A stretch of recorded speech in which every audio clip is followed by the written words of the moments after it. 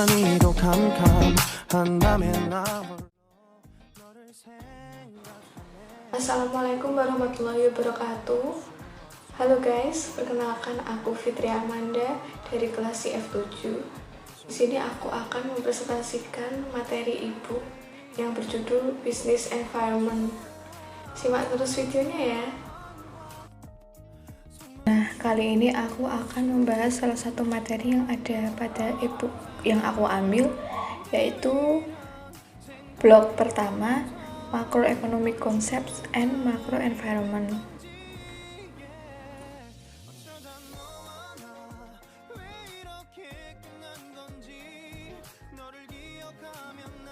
Berikutnya adalah definition of environment atau definisi dari lingkungan. Lingkungan secara harfiah berarti daerah sekitar, objek eksternal, pengaruh atau keadaan di mana seseorang atau sesuatu berada. Keith Davis mendefinisikan lingkungan bisnis sebagai the aggregate of all conditions, events, and influence that surround and affect it. Dengan demikian, istilah lingkungan mengacu pada keseluruhan dari semua faktor eksternal dan berada di luar kendali perusahaan, bisnis, individu, dan manajemen. Lingkungan melengkapi konteks makro dan perusahaan bisnis adalah unit mikro.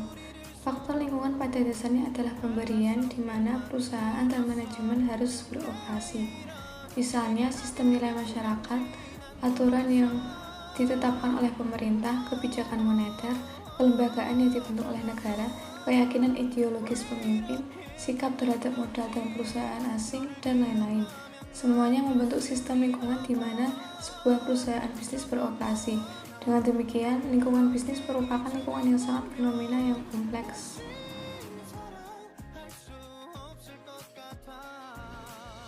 Lingkungan mengacu pada semua kekuatan eksternal yang berpengaruh pada fungsi bisnis. Lingkungan bisnis mengacu pada aspek-aspek lingkungan dari perusahaan bisnis yang mempengaruhi pengoperasian dan keefektifannya. The environment of a company is the pattern of all external influence that affect its life and development. From Andrews.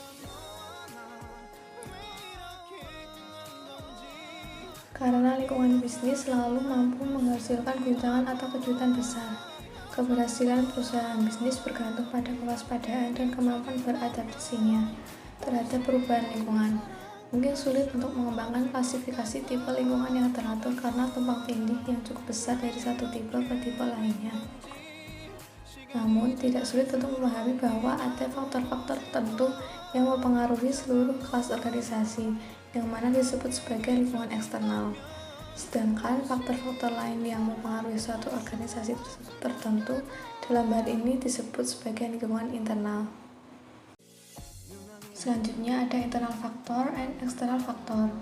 Faktor internal adalah faktor yang mempengaruhi perusahaan tertentu dan umumnya dianggap sebagai faktor yang dapat dikendalikan oleh perusahaan. Perusahaan dapat mengubah dan memodifikasi faktor-faktor internal seperti personel, fasilitas fisik, organisasi, dan sarana fungsionalnya, seperti bauran pemasaran, agar sesuai dengan lingkungan. Sedangkan faktor eksternal pada umumnya berada di luar kendali perusahaan. Faktor-faktor yang termasuk dalam kategori ini adalah faktor ekonomi, faktor sosial budaya, faktor pemerintah dan hukum, faktor demografi, faktor teknologi, faktor ekologi dan pendidikan, faktor geofisika, dan lain-lain. Oleh karena itu, umumnya dianggap sebagai faktor yang tidak dapat dikendalikan. Faktor lingkungan dapat diklasifikasikan menjadi 3 tingkatan. Yang pertama, ada internal environment. Lingkungan internal mencakup faktor-faktor seperti sistem nilai, misi dan tujuan perusahaan, struktur manajemen, kualitas sumber daya manusia, aset fisik, perkembangan teknologi, posisi keuangan, dan struktur modal perusahaan. Yang kedua, ada external micro environment. Kekuatan mikro eksternal memiliki efek penting pada operasi bisnis suatu perusahaan. Namun, semua kekuatan mikro mungkin tidak memiliki efek yang sama pada semua perusahaan di industri. Berikut adalah faktor penting dari lingkungan eksternal tingkat mikro, diantaranya pemasok input, pelanggan, dan konsumen. Yang terakhir ada external macro environment.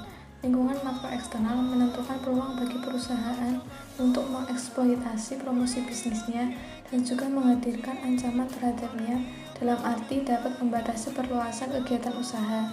Lingkungan makro memiliki aspek positif dan negatif.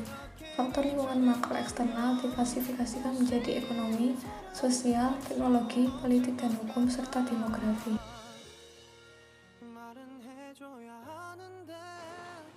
Sekian presentasi dari aku. Aku minta maaf apabila ada kesalahan.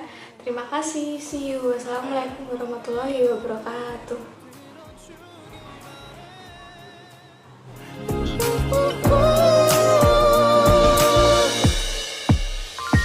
어쩌다 너